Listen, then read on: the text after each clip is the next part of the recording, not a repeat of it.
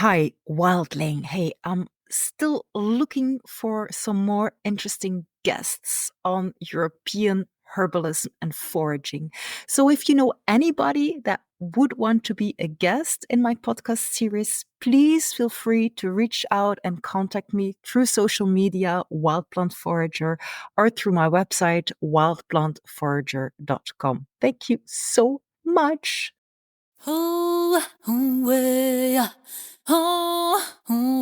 Welcome to Wild, the podcast for wildlings just like you. Wildlings who want to transform the prevalent plant blindness to collective plant wisdom. My name is Lieve Galle. I've been working as a herbalist and wild plant forager in Belgium since 2002. In those years, I've seen a lot of changes. Working with plants has become more popular, but I've also seen time is running out for our planet. As foragers and herbalists in Europe, sometimes we're dealing with different plant species and different cultural approaches towards plants. In some countries, working with plants is licensed, and in others, it's almost illegal. I believe that together we can learn from one another and be stronger. There is nothing more empowering than connecting wild souls. Together, we can have a greater impact on restoring the ancient link between people and plants. And that's why, for this podcast series, I'm talking to fellow herbalists and foragers in Europe. So if you're ready to find out what you've never been told, but what your soul already knows, welcome to Wild.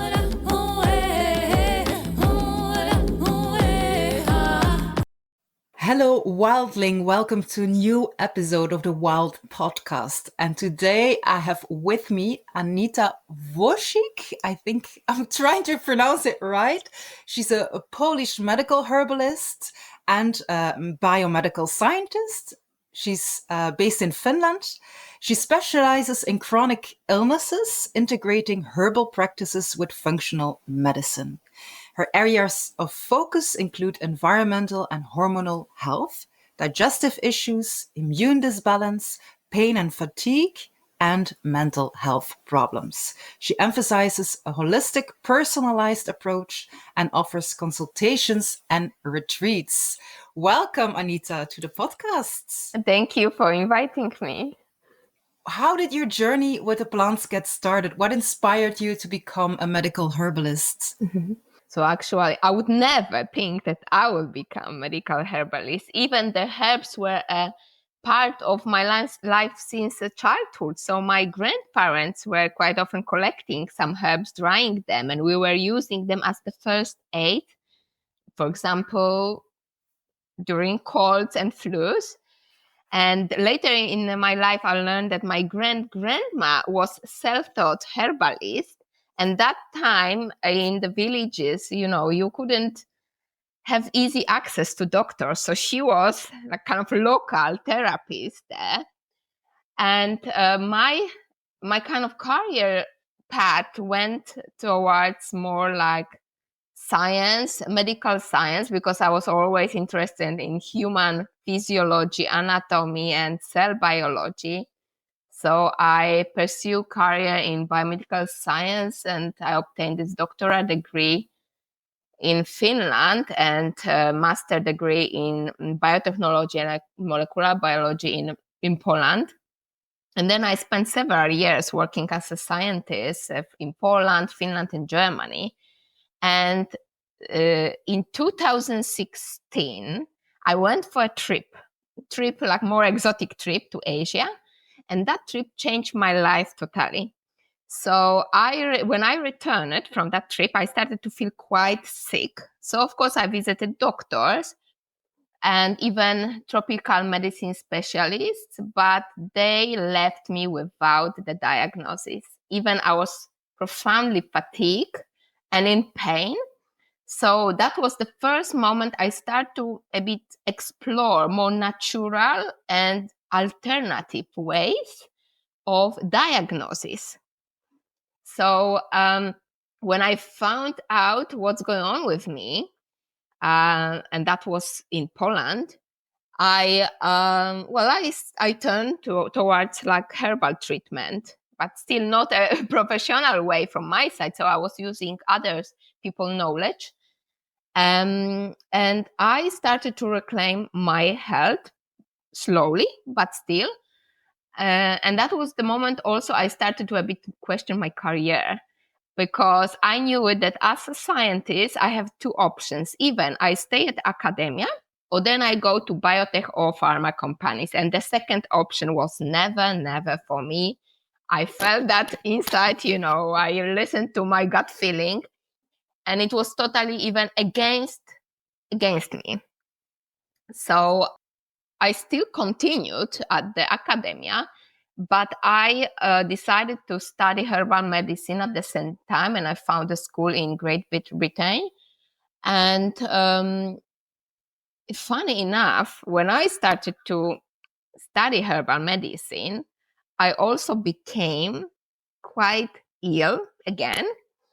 And that was profound, I would say, quite profound illness for me, because I developed like chronic fatigue, fibromyalgia, breathing difficulties, bladder pains, which could last for 8 months nonstop, and constant and increasing sensitivity to chemicals, to smells, and to food. So my diet was quite limited. And still, even I was studying herbal medicine, I still visited doctors. But there was a, let's say, moment when I decided to not go there anymore. And that was the moment when the doctor started to tell me that this is something in my head, because the blood tests were normal. And that even I gave them, a lot of information, also what I react to. They still only told me like, okay, just keep writing this down for another year, and maybe we will see what is the connection between. That was the first thing when I said, oh no, thank you, I will have to take care of that myself. And the second was also that I noticed how disconnected the whole system is. I mean, I had breathing problems, so the doctors would send me to lung specialists. I had joint pain, so they would send me to rheumatologists.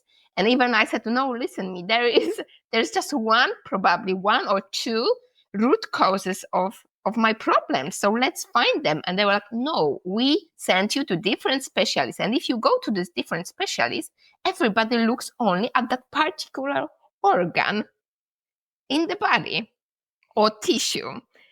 So that was totally like a call for me that, well, I will not definitely get a help, because I already knew it, that if you want to recover, you really need to look at the whole body system, and not just the body system as the physical, but also at the mental, energetic, spiritual levels, and heal them all to be able to recover fully.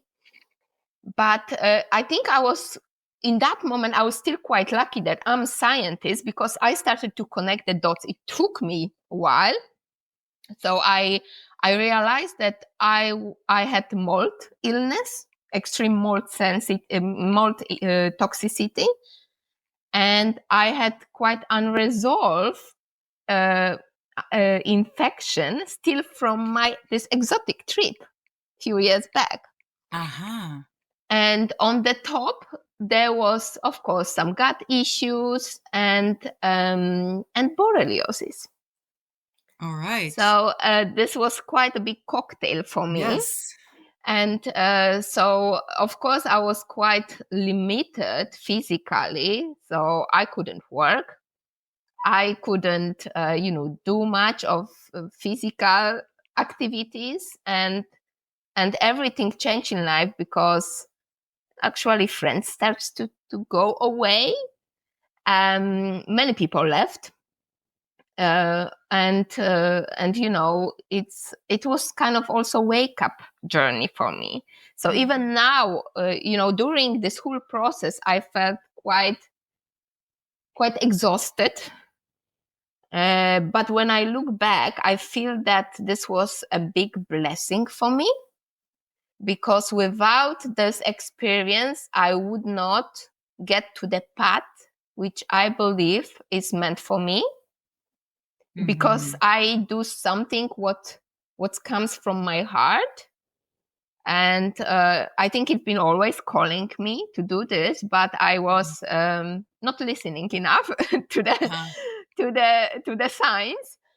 So I'm quite happy that I finally achieved at the career level something that comes from deeply from me, and I'm able to share my knowledge with others, sometimes to wake them up also, because I see how much, for example, chemicals people are using every day without knowing the consequences.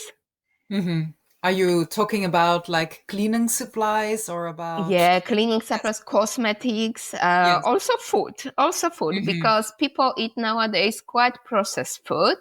Yes.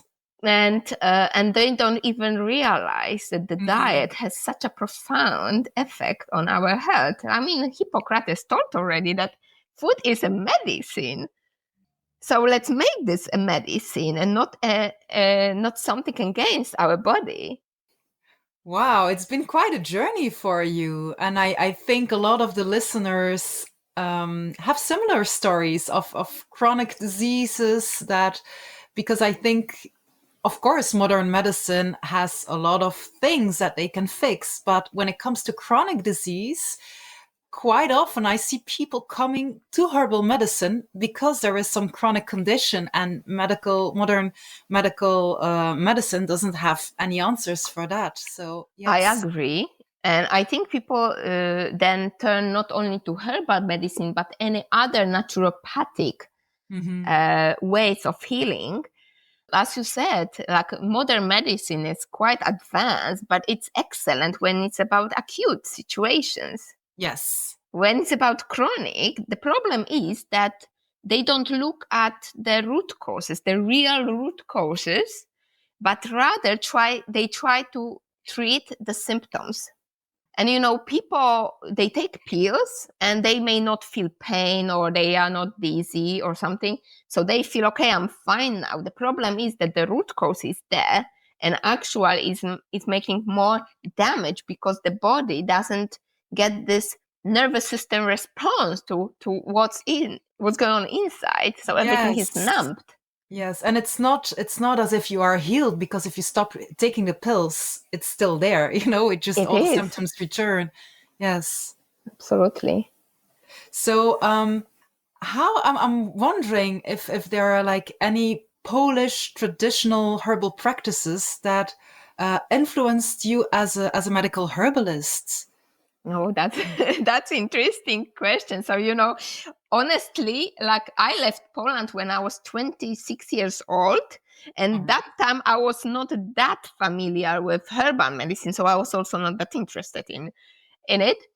But if I look at the Polish tradition, it's quite strong, I would say. It's deeply rooted in our history. So I found out that herbal tradition in Poland is dating back to the 16th century, when the first Polish herbals were published. And these herbals were they played quite a crucial role in guiding treatment practices, because before that, of course, it was a spoken. So people learned because somebody, you know, It was an told old them. tradition, yes. It was. And this Polish folk medicine often blends not only herbal knowledge, but also quite a bit of dose of spirituality. It's in the pagans traditions. So that's quite interesting, and like shamanic practices. Yes, this is something that I have seen because I've interviewed quite some people already within the European context, and this Mm, is very interesting to see. So if you go to the UK, you have like medical herbalist education and everything, but yes. if you go to the east of Europe, you have like in Bulgaria, it's the same. You have a lot of magic still involved with the use of plants and of herbs, especially if you use them in a healing way. And then the countries in the middle are like really in between, because I think in Eastern Europe and many Eastern European countries, the herbal tradition is still very much alive, as in the way that it is a very daily normal thing. Yes. Some countries don't even have a name for a herbalist because everybody still uses herbs. And if I look at well, I can speak for my own context, for the Belgian context, I think there is a lot of things that are not allowed. Like in France, there are even more things not allowed. Yeah. Herbalism is like really like almost an illegal thing to call yourself. So it's very interesting to see how in Europe this is very different in very different countries. I think these regulations, and limitations are quite often seen in all European Union countries. So there are some differences, of course. Like, for example, this year, Artemisia became forbidden for sale in Finland. And in Poland nowadays, there is quite a big talks about particular mushroom. I will not actually tell the name because it's even forbidden to talk about it. Wow. So and it's going on at the moment. So it's quite strong also political activities against herbal medicine in many EU countries. Mhm. But when I go back to Poland, I can see that also with the books, in the books. The current Polish pharmacopedia comes back from 1970s, and it has around 160 herbal monographs. 40 Mhm. years before that, the same book contained over 300 herbal monographs. So you see how the knowledge starts to be restricted also. Yes. But it also aligns with the shifts towards chemical drugs and the development of pharmaceutical Mhm. medications. Yes, and it's an interesting thing to look at, I think, because there is much more money to be made with modern medicines that are often made in the first place from constituents from plants, right? Absolutely. I think So 80% of drugs come from yes, plants. yes. And if you look at the history of pharmacy, the pharmacies that time were only making medications from plants, animals, and then minerals. And that's all. But you cannot patent plants. You cannot patent nature. So of Mhm. course, synthetic chemicals they can be patented, and actually companies can earn Mhm. quite a bit of money. When it comes to like scientific research, do you think there is enough research about herbs and plants? No, definitely no, not. But we also have to see why it's that. So quite often, many medical research projects are sponsored by pharma companies. Mhm. And if the pharma companies knows that cannot patent something that is in the nature, of course it doesn't want to invest the money there, because the money should later come back with a provision, quite big provision. So this is the one thing. And then second, I think is general advertisement of the herbal medicine as something that actually can destroy our health. I mean, I see that, for example, in Finland, when people go to doctors And the doctor always tell them that don't take herbs because they destroy your liver or kidneys. Oh. And I think this is that's actually the problem. Why so little amount of people want to try traditional herbal medicine here, but it also gives an kind of answer how the medical society is so against that. They also don't want to research. Yes, and I think it's not the right way to make people fear herbs, and which is what happens if you tell, as a medical doctor, you tell people to not to use herbs because they can damage your kidneys or your liver. I don't know if you notice. I'm sorry, I will because I may lose my my thought. If you notice, in quite often in many conclusions about herbs are based on some 1 or 2 case histories. So, for example, there was a case, I read scientific papers and I see a case of like 70 years old woman, for example, who got liver damage after some herbs. Nobody takes into account any other chronic illnesses she or he would have. Also, what was the state of the liver and liver function before the person started taking the herbal medicine, and they don't look at the source of herbs. Nowadays, you can buy so many so-called natural supplements of very poor quality. Absolutely. They are not controlled, and they may contain a lot of, also, for example, heavy metals that I know to destroy also liver or kidneys. And then you read this, like one case in a million that this happened, and general medical society starts to create this kind of picture that herbs are bad for us, they are dangerous. And they don't look at the fact, like, from where the medication came as first. Yes. Either they say, hey, the herbs, they don't work, or they say, hey, they're dangerous. Yes. But it's really the basic of the thing that just we should all get more knowledge and more research about herbs. Really good research, not like crappy research, or that is based on like just one person who got like liver damage.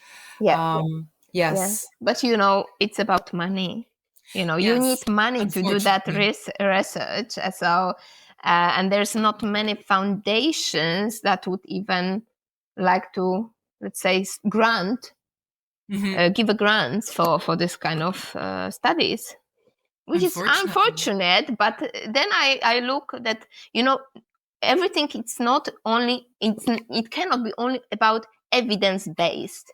We have to look that, okay, the current science and medical science, it's quite already developed, and it's developed in quite a short, in a historical scale, in quite a short period of time. But when you look at the traditional medicine, is it like our Western herbal medicine or Chinese herbal medicine, Ayurveda? It's about thousands of years of expertise. Yes, exactly. People who have knowledge in those fields, they know what they are doing.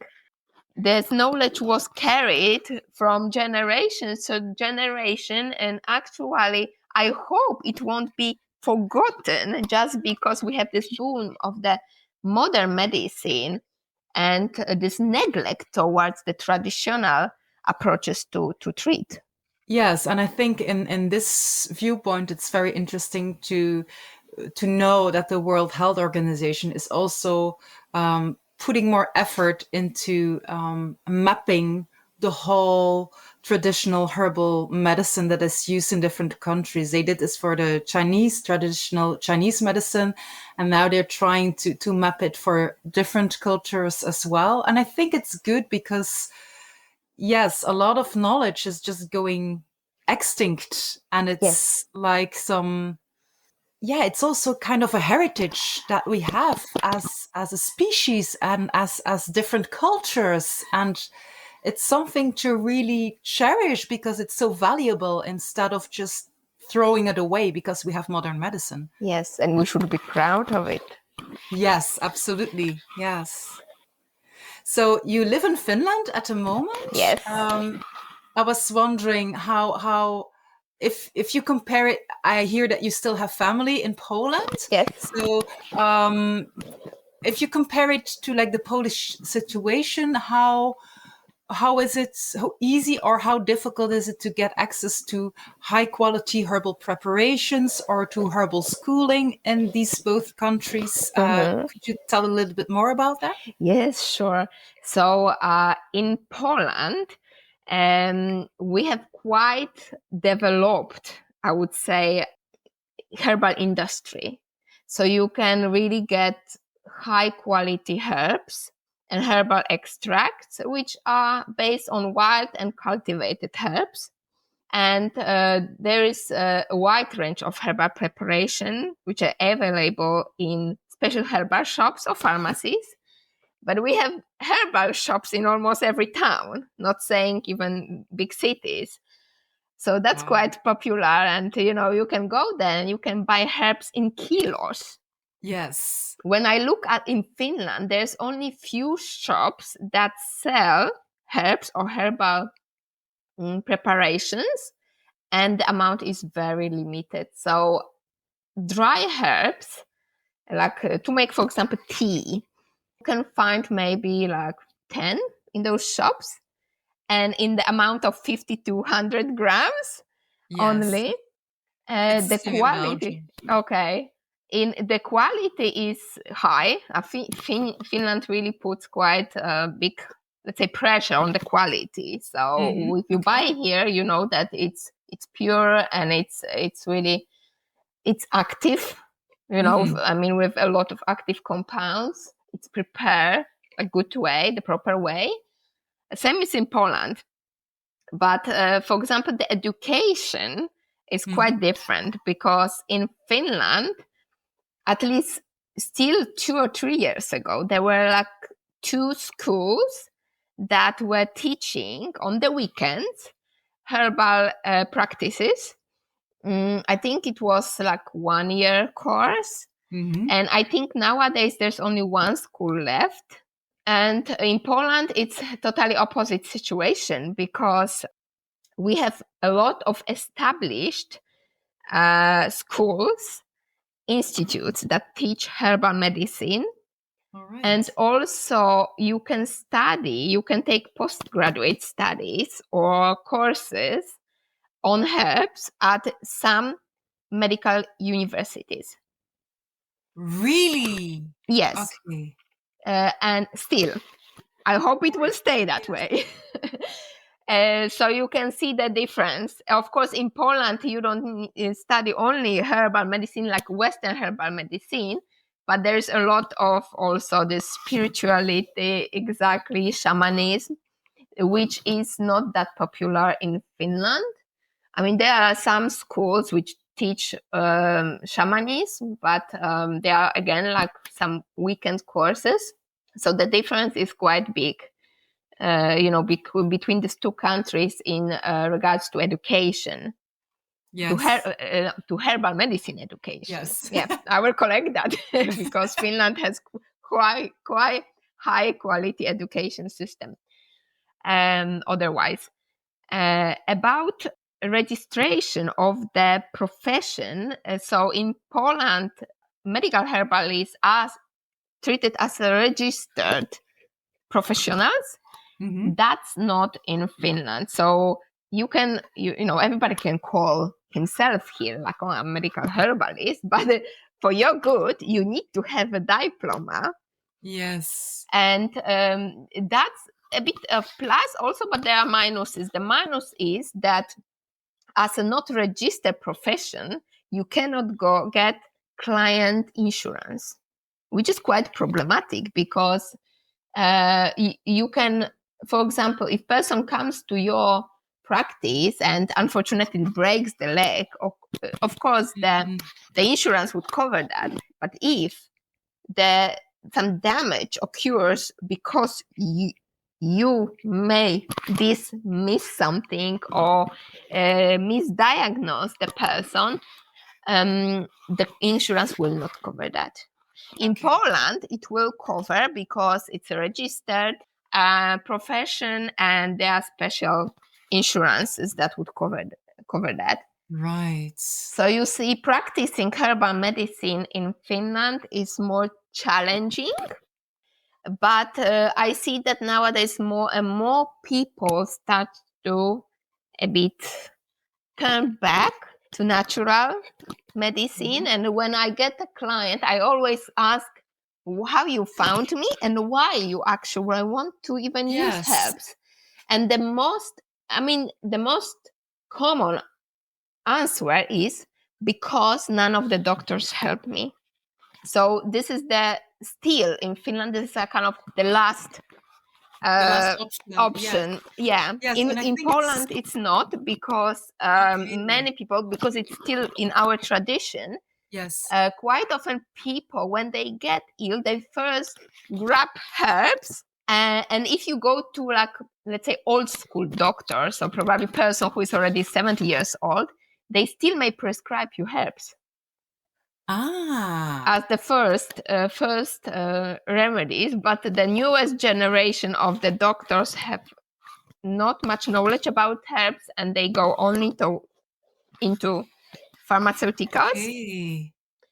And they start to also be slowly against the natural medicine. And I think it's coming also from the education they get. Yes, probably. Yeah. That's really interesting. Yes. It is. So you see, there are the difference. Even it's a Europe, but we have quite a big difference between the countries and the approach towards herbal medicine. Yes. And is there, like, when you compare Finland to Poland, I think I already know the answer a little bit from what you previously told me, but is there like a huge difference when it comes to basic general knowledge of plants in the general population? Yes, well, definitely. So as we discussed, Polish people still know some basics, at least maybe still my generation, or my parents, definitely my grandparents. And I hope it will, people will start to get interested more and more, which actually I see that in Poland coming. In Finland, so there's many people, Finnish people really admire nature. So in Finland, people really value nature and well-being. However, if I look at more natural approaches, they are very oriented into scientific-based approaches.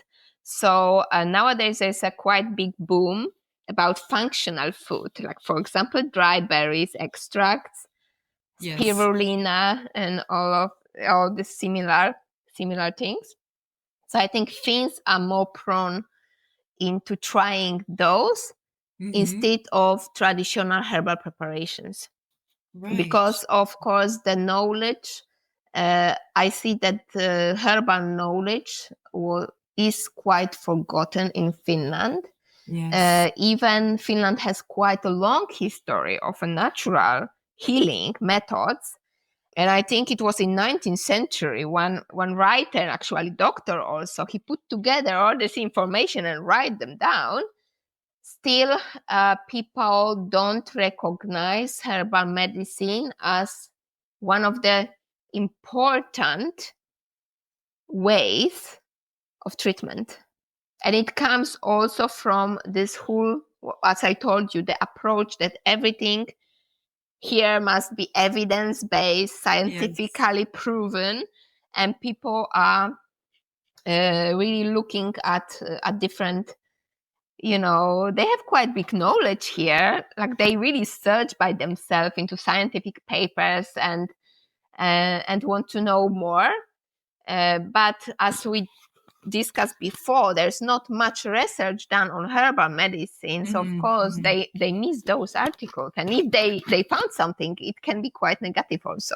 Yes, yes. And I think it's also quite, well, worrisome actually that you say that there used to be a rich herbal tradition in Finland, but just in a few generations it got wiped out. Yes. Yeah. When you think about it, it's quite sad. yes. It's quite sad. But it comes from the whole system, actually. That's my belief. I mean, the way how I observe, let's say, that if you go to, well, it's quite developed educational system, which is very good. Many people are highly educated.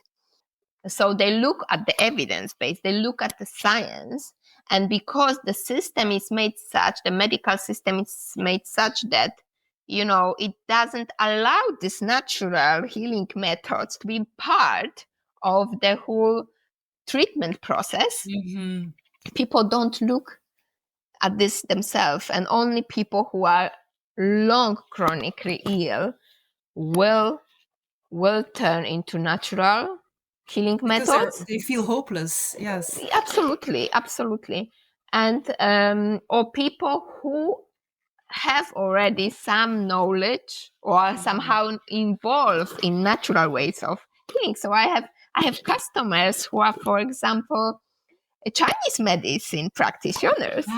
Yes. Acupuncturists. And they come to me, and for them it's something normal.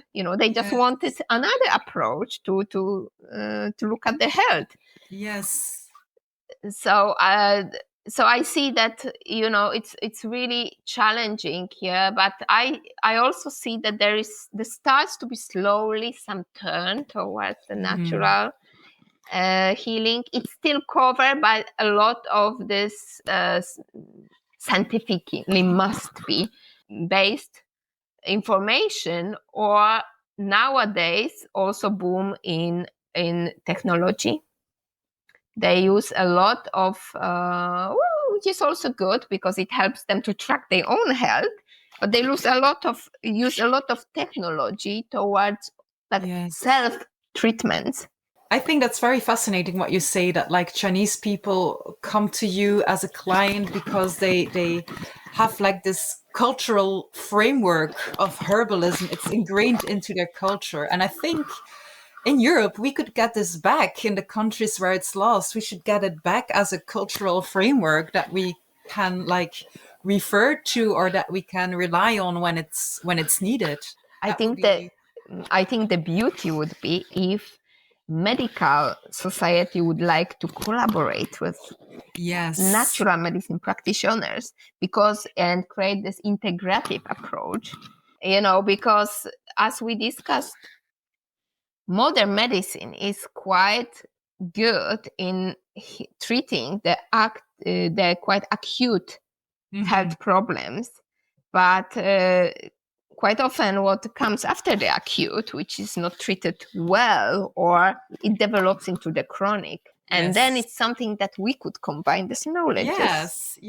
And it would be a win-win situation if this could happen. Absolutely, win-win. And the most important, it's not about the win-win for two professions. It's the win-win for the client, for the people.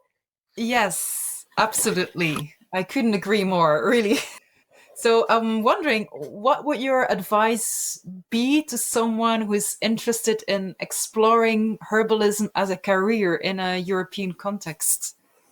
I think just looking for, if a person doesn't really know if that would be the path, it would be maybe quite interesting to explore some courses, like basic courses, like few months courses on herbal medicine, and then see if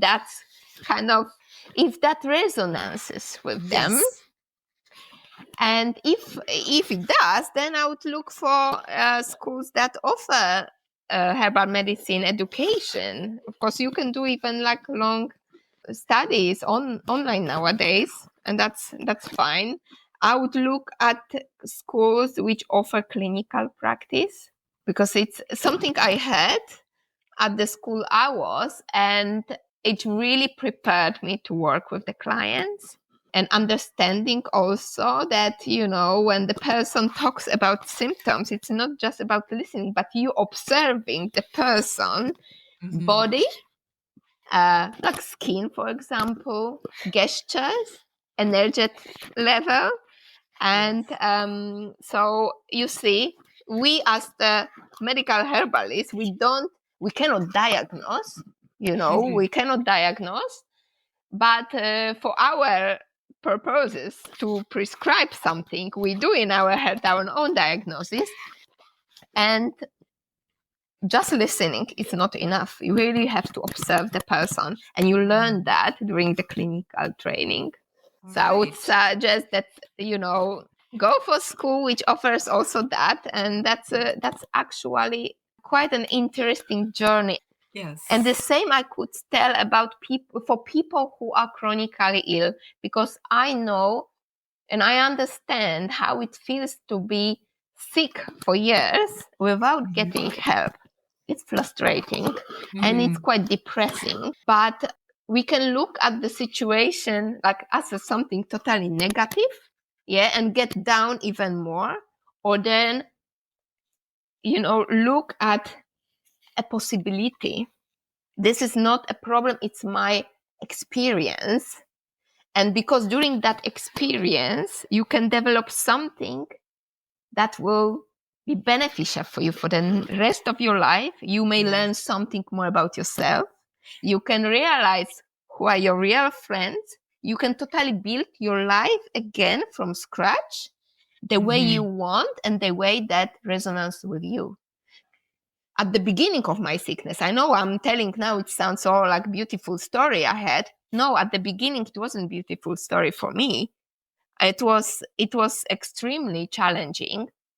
But towards my recovery, and I knew it, that still I have quite a long journey to go, I still changed the way of thinking about it. That at something that, it's my blessing. It's for my physical body, it's not a blessing at all. But for me, for the whole of my life, it's a blessing. And I hope people with chronic illness will start to look at this that way, to also make them keep more positivity, and which is difficult when you are sick. But when you are more positive, or you see that there is a goal, you have a goal there, it's easier to recover, because you put all the strength into recovery, your power, and your mental power, your physical power into the recovery. I'm wondering, so you've been trained as a biomedical scientist, and then you're working as a medical herbalist. So how do your skills as a biomedical scientist complement your work as a medical herbalist? Or how does, especially when it comes to like chronic illnesses, what unique insights do these combinations of the two give you? I think for me, it creates a unique approach, to address the chronic illnesses, because as a medical scientist, I have a deep understanding of the physiological and biochemical mechanisms that underline many dysregulations in the body that may lead to chronic illnesses.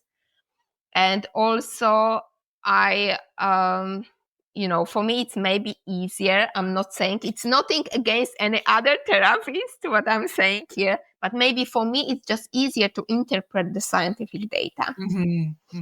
Because, I've been a scientist for around 20 years of my life.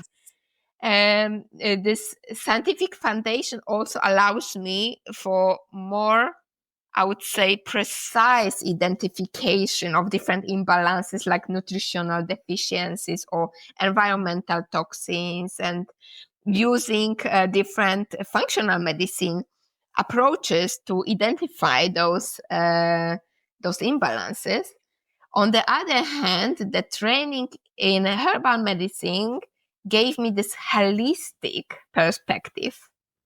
So focusing on the different interconnections of body system and their interactions and how to support body's own ability to heal.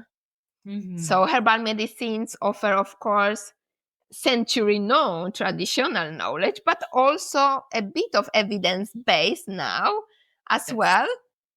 So I can combine the scientific, way of thinking, which is quite, I would say, it's quite strict.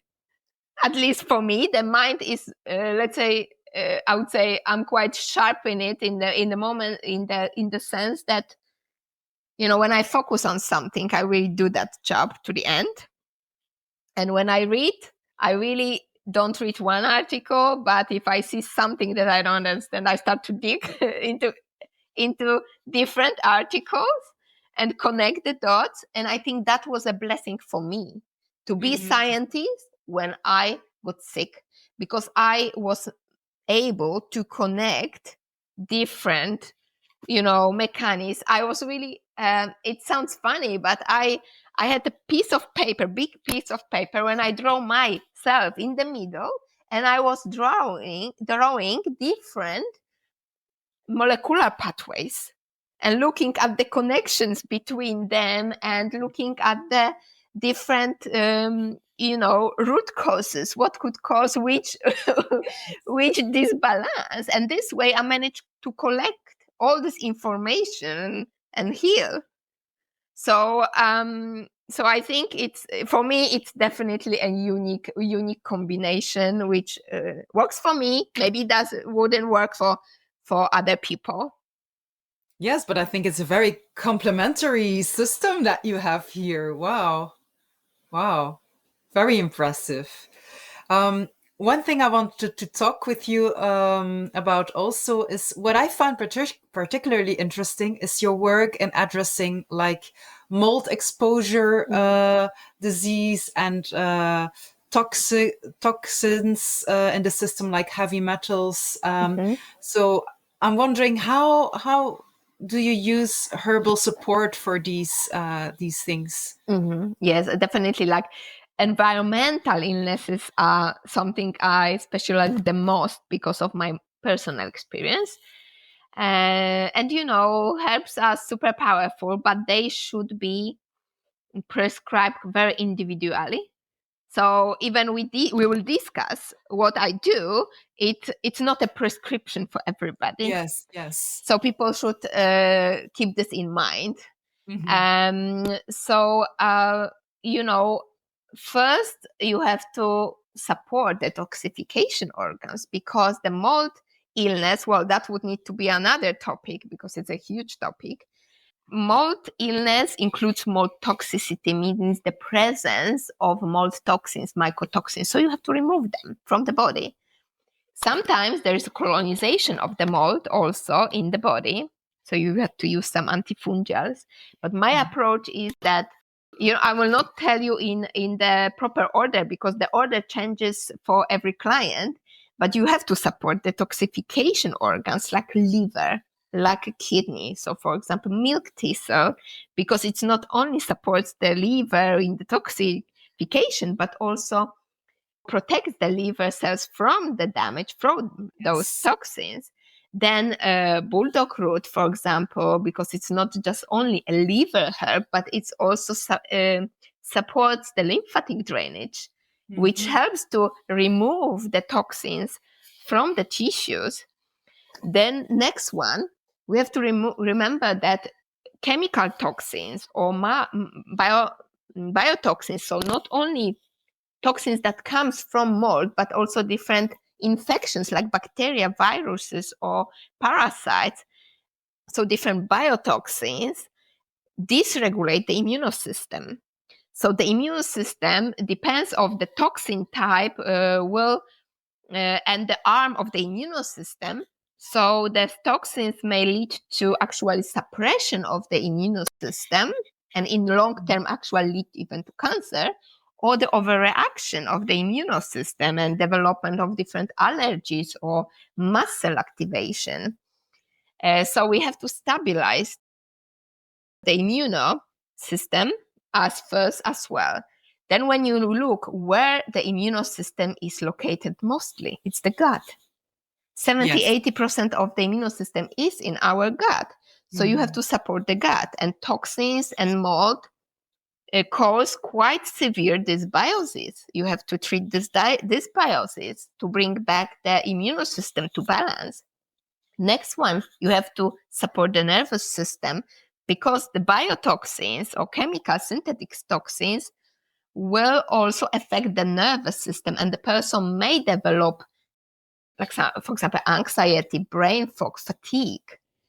And that's actually, I want to stop here and tell for a moment and tell why there's quite a big neglect from medical specialists towards, for example, mold illness or multiple chemical sensitivity, because they think it's in the head. It's a mental illness. Because quite often what they see people coming there with anxiety, with a depression, and they think, okay, so it's just in their head. They are depressed. Yes. That's why they think they have mold illness or chemical sensitivity. It's opposite way, because those toxins will lead to such a changes out at the brain level, at the neurotransmitter level, that actually they may lead to symptoms of anxiety and depression. So you have to support that, because you have to also make the person's life easier, to manage that disease. So definitely the mental health, the nervous system has to be supported. Then you have to bind those toxins. There are different ways to bind the toxins. And then you look at different symptoms. So, for example, one person may have respiratory issues. So, of course, you give herbs that supports lung function, lung detox as well. Or if there's skin issues, of course, you want to support the skin as well, like locally. But, most skin issues come from what's happening in the body, inside. Yes. So you have to support liver, you have to support the detox system, the proper flora, the microbiome. And, so the approach is quite big. But if you combine all of this at the same time or at different times, because people with mold illness or chemical sensitivity, or also Lyme disease, they're extremely sensitive. Of course, you have to know also how to approach this. You cannot give like a bunch of herbs and say, okay, drink this 3 times per day, because it won't work. Yes, and I love how you say that it is a personalized approach that is needed, because everybody's different. Everybody has their own history, different issues. Yes, absolutely. Yes, and it was very interesting to hear you talk about the mental health connection, because I think, yes, indeed, that is often something that is overseen by medical science or like by medical professionals. And absolutely. It's so, so many people nowadays have mental health problems, which actually the root cause may not be only the stress, prolonged stress or traumas. But I see quite often in clients exactly the mold illness, different biotoxins, even parasites can cause anxiety, because they produce such a toxic compounds, like metabolites, that will affect our nervous system. And for example, thyroid problem will also lead to depression and anxiety. So, we have to, if we talk about mental health, the person should get support from maybe psychologists, some therapy, but we need to really find the root causes, all the root causes that cause those, because even it's called as the disease, I believe it's a symptom of something. Even symptom of stress, symptom of trauma, or symptom of biological origin. Yes, very interesting. So I'm wondering about where, at the moment you are now in, having your biochemical background and your background as a medical herbalist, where do you find new inspiration or new knowledge? Oh, there's always something to learn new. Of So course there is. I look at old books, like really old school books, because I've been, as a medical scientist, I've been studying like modern science and modern medicine, and then I study Western herbal medicine. But nowadays, I'm also quite interested about energetics, spirituality, and more like even more, much deeper traditional approaches. If you want to learn that, you really have to find old books. Sometimes you find something interesting like that on the internet too, but old books are the main source. Yes, I agree. I have so many old books, and sometimes it's really interesting to see how, I mean, these books date back to a certain period of time, but they still had, even then, they already had like some insight in compounds, chemical compounds of herbs. And I'm always amazed by it, how much they actually already knew back then. Absolutely. Yes, just by observing and by using them. So very, very interesting. Yes. Look at the astronomy. We have all these tools now to see what's in the universe, but people, like even few thousand years ago, they were able to predict like weather based on observing the sky only. And the agriculture were also based on the observation, the nature observation. They were reading nature, actually. A lot of us have lost this ability to read nature because we don't have the knowledge anymore about nature. Like, because of plant knowledge, I know exactly when I see certain plants, which seeds are only spread by ants, then I know, okay, there are ants here. Even though I do not see them, I know they are here.